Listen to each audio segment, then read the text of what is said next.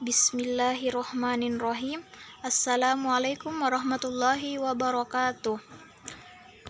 Baiklah, saya atas nama Yukina, NIM 1921011, Prodi Hukum Keluarga Islam. Materi yang akan saya paparkan yaitu kewajiban orang tua terhadap anak dan kewajiban suami terhadap istri. Dengan tafsir Quran Surah Al-Baqarah ayat 233.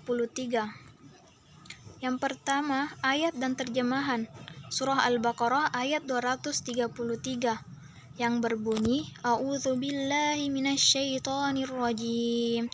Bismillahirrahmanirrahim. Wal walidatu yurdi'na auladahunna haulaini kamilain. Liman arada an yutimma ar-radha'ah wa 'alal mauludi lahu rizquhunna wa kiswatuhunna bil ma'ruf. La tukallifu nafsun illa wus'aha. La tudarra walidatun biwaladiha wa la mauludun lahu biwaladihi wa 'alal warithi mithlu dzalik fa in arada fisallan an taradin minhuma wa tashawurin fala junaha 'alaihima wa in aradtum an tastardi'u auladakum fala junaha 'alaikum idza sallamtum ma ataitum bil ma'ruf wattaqullaha wa'lamu annallaha bima ta'maluna basir. Terjemahnya, para ibu hendaklah menyusukan anak-anaknya selama 2 tahun penuh, yaitu bagi yang ingin menyempurnakan penyusuan, dan kewajiban ayah memberi makan dan pakaian kepada para ibu dengan cara ma'ruf. Seseorang tidak dibebani melainkan menurut kadar kesanggupannya. Janganlah seorang ibu menderita kesengsaraan karena anaknya, dan seorang ayah karena anaknya, dan waris pun berkewajiban demikian. Apabila keduanya ingin menyapi sebelum 2 tahun dengan kerelaan keduanya dan permusyawaratan, maka tidak ada dosa atas keduanya.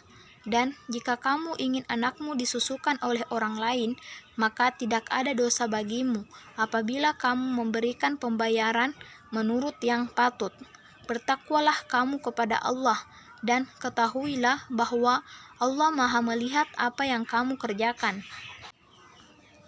Selanjutnya, Asbabun Nuzul Surah Al-Baqarah ayat 233. Ayat ini turun sebagai petunjuk atas beberapa peristiwa yang dianggap melecehkan posisi bayi pada zaman jahiliyah, sehingga dibutuhkan penegasan atau petunjuk atas perilaku kasih sayang kepada seorang anak lewat penyusuan. Setiap ibu meskipun janda berkewajiban menyusui anaknya sampai anak itu mencapai usia 2 tahun. Kalau dikurangi dari masa tersebut apabila kedua ibu bapak memandang ada masalahnya. Menjelaskan tentang hukum roda'ah yang mana mempunyai hubungan sangat erat dengan ayat sebelumnya. Karena ayat sebelumnya menjelaskan tentang nikah, talak serta hal lain yang berkaitan dengan hukum keluarga atau pernikahan.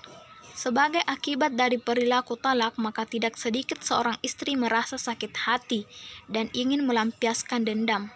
Pelampiasan ini mereka lakukan dengan cara bersikap acuh kepada anak mereka yang masih kecil, bahkan sampai tidak mau untuk memberikan air susu ibu yang sangat dibutuhkan oleh anak bayinya. Oleh sebab itulah ayat ini diturunkan sebagai perempuan-perempuan yang ditalak untuk tetap memberikan perhatian dan kasih sayang dengan sepenuh hati dan kerelaan kepada anaknya. Selanjutnya, intisari penafsiran ayat. Dan menjadi kewajiban pada ibu untuk menyusui anak-anak mereka selama 2 tahun penuh bagi ibu yang berniat menyempurnakan proses penyusuan, dan menjadi kewajiban para ayah untuk menjamin kebutuhan pangan dan sandang wanita-wanita menyusui yang telah dicerai dengan cara-cara yang patut sesuai syariat dan kebiasaan setempat. Sesungguhnya Allah tidak membebani seseorang kecuali sesuai dengan kemampuannya, dan kedua orang tua tidak boleh menjadikan anak yang terlahir sebagai jalan untuk saling menyakiti antara mereka berdua, dan menjadi kewajiban ahli waris setelah kematian ayah, seperti apa yang menjadi kewajiban sang ayah sebelum kematiannya dalam hal pemenuhan kebutuhan nafkah dan sandang.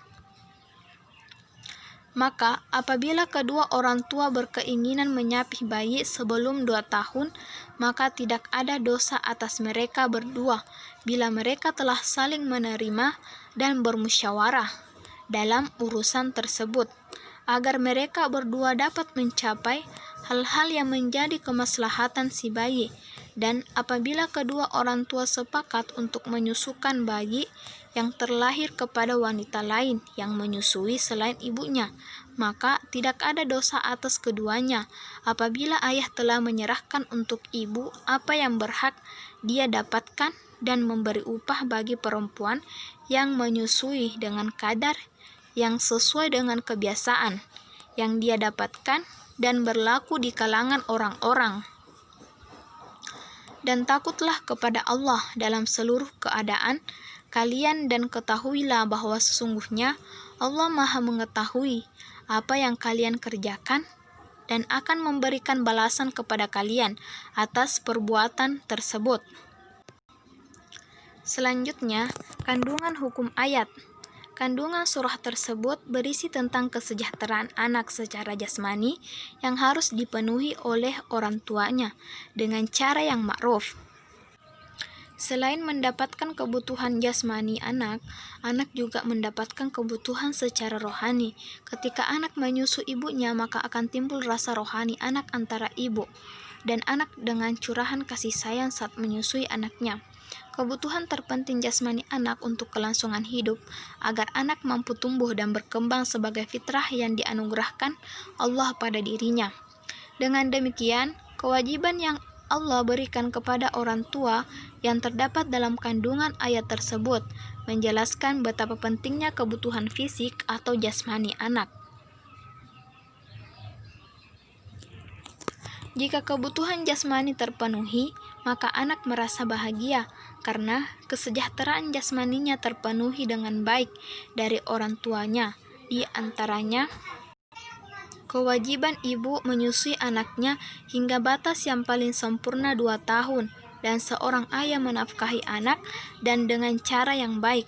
Pemenuhan kebutuhan yang terkandung dalam Quran Surah Al-Baqarah ayat 233 sesuai dengan Undang-Undang Kesejahteraan Anak dan Perlindungan Anak, bahwa tata kehidupan dan penghidupan yang dapat menjamin pertumbuhan dan perkembangan dengan wajar dan baik secara rohani, jasmani dan sosialnya, serta segala kegiatan untuk menjamin, melindungi, memenuhi hak-hak anak agar dapat hidup serta mendapat perlindungan dari kekerasan dan diskriminasi.